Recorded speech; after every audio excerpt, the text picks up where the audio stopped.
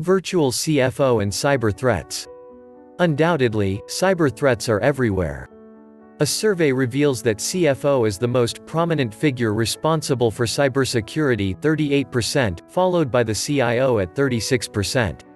It is therefore necessary to know the measures a CFO takes to counter data breach and cyber threats. The measures are: 1. Chart out and classify data. A modern CFO understands the functions of data supply chain, identifies the information flow through their company's extended ecosystem, and scrutinizes data privacy across the channels. Through data mapping, a CFO identifies what data assets to protect from data breach.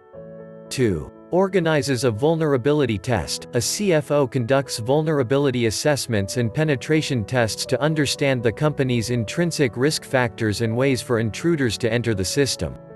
3. Develops a response plan. A CFO develops an incident response plan to prevent any breach in the first instance.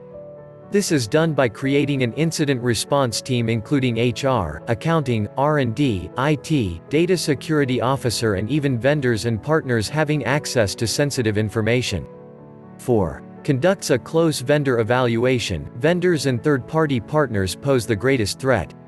A CFO evaluates the cybersecurity measures of vendors and their information management processes to determine how well the data is protected. 5. Conducts outsiders' data breach test. No matter what measures one takes, a company cannot evaluate the weakest point by itself. Therefore, hiring an outsider firm to conduct a genuine vulnerability test by attempting a data. Based on the report, a CFO should prepare a risk profile and identify the vulnerable points of a company. 6. Stays updated about compliance issues. A CFO always considers compliance issues and devises best practices to ensure it. 7. Develops a cyber threat risk management strategy. A CFO optimizes the risk management strategy related to cybersecurity by managing cyber investments to counter cyber threats.